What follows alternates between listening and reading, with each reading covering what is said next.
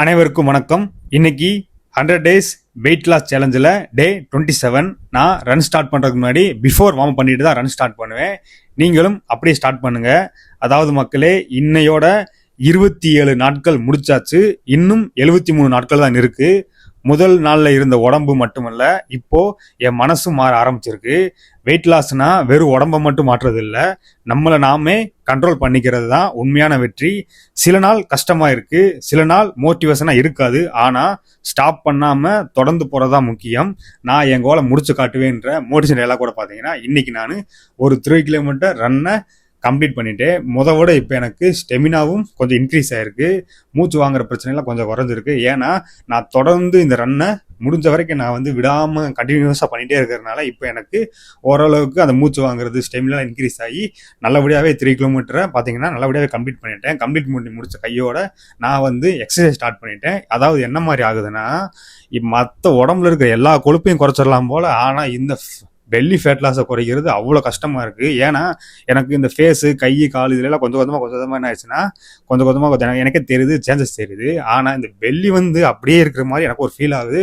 But முதக்கி விட இப்போ என்னன்னா, டிஷர்ட்லாம் கொஞ்சம் மாற்றி தான் போடுறேன். எந்த மாதிரி ஆகுதுன்னா, இதெல்லாம் ரொம்ப வருஷத்துக்கு முன்னாடி ஒரு 6-7 மாதத்துக்கு முன்னாடி அந்த டிஷர்ட் எனக்கு பத்தாது. இப்போ எனக்கு கொஞ்சம் அந்த பெல்லியும் கொஞ்சம் கை காலெல்லாம் குறைஞ்சனால நல்லபடியாக பத்துது. அதுவும் இல்லாமல் ரொம்பவே மோட்டிவேஷனாக இருக்குது. இது என்ன ஆகுதுன்னா, நிறைய பேர் எனக்கு சில டைம் சொல்லும்போது எனக்கே நீங்கள் நினைக்கிற மாதிரி விடாமல் போயிட்டு இருக்கேன்னா என்ன மாதிரி ஆகுதுன்னா, எனக்கு சில டயத்தில் போர் அடிக்கும். ஐயோ என்னடா தனியாக போயிட்டு இருக்கோம் வச்சுட்டு இருக்கோன்னு எனக்கு ரொம்ப ஒரு மாதிரி போர் ஆகும். இன்னைக்கு ரன் வேணாம், வாக்கிங் மட்டும் போவோன்னு தோணும், என்னென்னமோ தோணும். பட் இருந்தாலும் எனக்கு என்னன்னா, நான் சில விஷயத்த இப்போ ஒன்றும் இல்லை, எப்பயுமே என்னன்னா, ஒரு விஷயத்தை ஸ்டார்ட் பண்ணேன்னா நான் கண்டினியூஸாக பண்ணுவேன், விடாமல் கன்சிஸ்டன்சி ஃபாலோ பண்ணுவேன். ஏன்னா இதுக்கு முன்னாடி நான் பார்த்தீங்கன்னா இந்த ரீல்ஸ் கலாச்சாரம் ஆரம்பிக்கும் போது நான் ரீல்ஸ் பண்ணிட்டு தான் இருந்தேன். அப்போவே எனக்கு பார்த்தீங்கன்னா பெருசாக வியூஸோ லைக்ஸோ போகாது. பட் இருந்தாலும் என்னன்னா, கண்டினியூஸாக என்னால் முடிஞ்ச வரைக்கும் நான் வீடியோவை போஸ்ட் பண்ணிகிட்டே இருப்பேன். எவ்வளோ விமர்சனங்கள் வரும் இருந்தாலும் போஸ்ட் பண்ணுவேன். இப்போ என்னை நிறைய பேர் பார்க்கும்போது மோட்டிவேஷனாக சொல்லும்போது எனக்கு என்ன ஆகுதுன்னா, ரொம்ப சந்தோஷமாக இருக்குது. சரி, நம்மளை பார்த்து நிறைய பேர் மோட்டிவேஷன் ஆகிறாங்க. அதுவும் இல்லாமல் நம்ம உடம்பு, நமக்கு எவ்வளோ உடம்பு முக்கியம்னு எல்லாத்துக்குமே தெரியும்.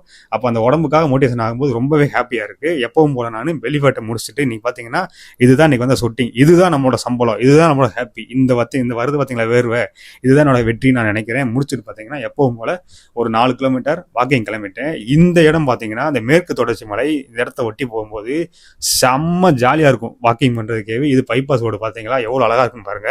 இது ஒரு 7:30 அந்த மாதிரி தான் இருக்கும். ரொம்ப சூப்பராக இருக்கும். காலையில் மட்டும்தான் பைக் அதுன்னு போகும். இப்போ இதுதான் என்னோட ஃபினிஷிங் பாயிண்ட். சூப்பராக இன்னைக்கு எக்ஸசைஸ் முடிச்சிட்டா. தொடர்ந்து நாளைக்கு வீடியோ பாருங்க.